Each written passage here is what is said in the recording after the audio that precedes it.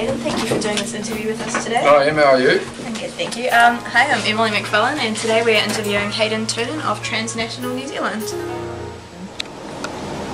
So, when did you first begin to study Japanese? When I first started, there wasn't any Japanese courses at high school, so I actually went to Japan on a working holiday and studied it in Japan. But before I went there, I did 6 months at night school at CPIT. Did you go to in Japan for your working holiday? So in Tokyo at that time, that's 20 years ago, they had a building, an organisation called the Working Holiday Centre, and for 1 year the staff there would help you find a job and find an apartment and all those things that you normally wouldn't think about until you actually arrive, and they hooked me up with a job. And one of the first jobs, I was determined not to teach English, but one of the first jobs I had was working at one of the many McDonald's in Tokyo. And you didn't know much Japanese at the time, right? No, I had the basics. So I didn't work on the front counter, I worked on the grill, and I was told by the general manager of Tokyo that I was the only Westerner working in a McDonald's in Tokyo at the time, which was great for the shop because everyone came to see Ronald McDonald. A token foreigner. What were some of the highlights of your time over there? I was there for more than a decade, so it's hard to compress 11 years of life in a couple of sentences. But naturally my wife's Japanese, so meeting my wife was certainly a highlight. A lot of places I visited, a lot of people I met along the way. Probably the job opportunities that I had after a few years in Japan that opened up, they shaped my current career significantly. So what sort of jobs did you do then after you left McDonald's? Well, what happened is I went there for 1 year on a working holiday, and that actually increased my Japanese language skills significantly in its own right. I came back and finished a degree in Japanese, did another year for Teachers College, so I had a degree in Japanese, a diploma in teaching, and went back to Japan.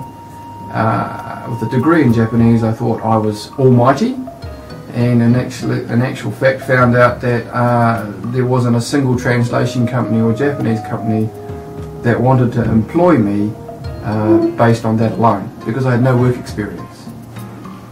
So it took about 3 years of doing every odds and ends type translation job at minimum pay, every odds and ends teaching job to pay the rent, Japan being a very expensive country, before I was able to get scouted for a particular position that was full-time, working as a translator in a Japanese company. At the moment, that is the job you're doing?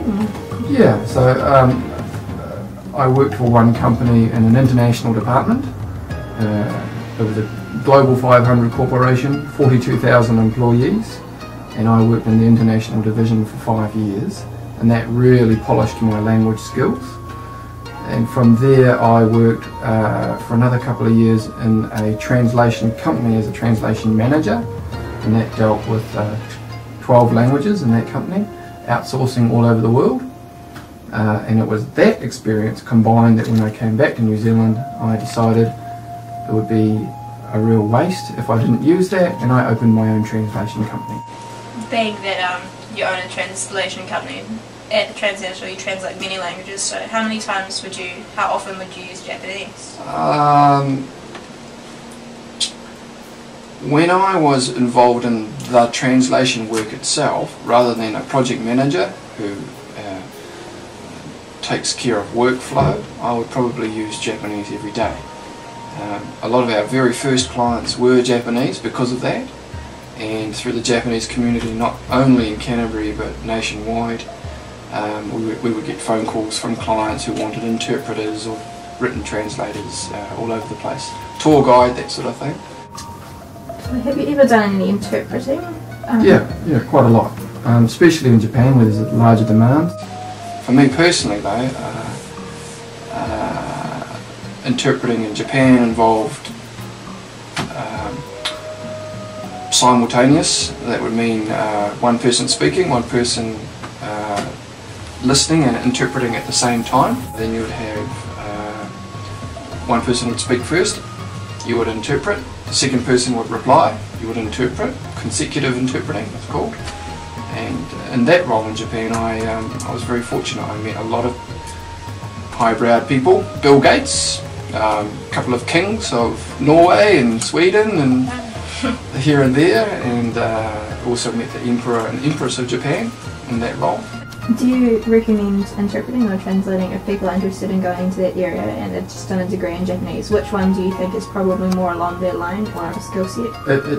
It's an individual preference. Some people are better at reading and writing. Others are better at listening and speaking. That's your 4 skill sets. So you have to cut them in half and decide, are you a social spoken person or you're a more analytical written person? Do you have any advice for people who are wanting to do translating? What they should focus on? Don't expect to become a millionaire. Yeah, it's a labour of love. It's not one of these jobs that, like the stereotypical accountant or lawyer, you'll get $300 an hour and you know, it's an easy ride. Translation is, you have to love it. You can dedicate hours to a job and get very little pay out of it, so it's definitely a labour of love. Interpreting is generally a little better, but there is a lot of competition out there, so my advice is to people, if you really want to get really good, first of all go overseas. Doesn't matter if you're speaking Spanish, Chinese, French, Japanese, you have to go overseas and have that cultural experience, that work experience, and that will help polish your language skills as well. Then you'll be sort of at the start line to really enter a career in interpreting or translation.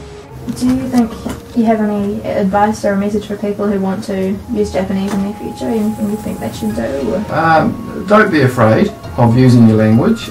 Mistakes are a good thing. If you love it, you'll do it well and you'll never get sick of it. Just be persistent. Thank you very much. Okay. Cheers.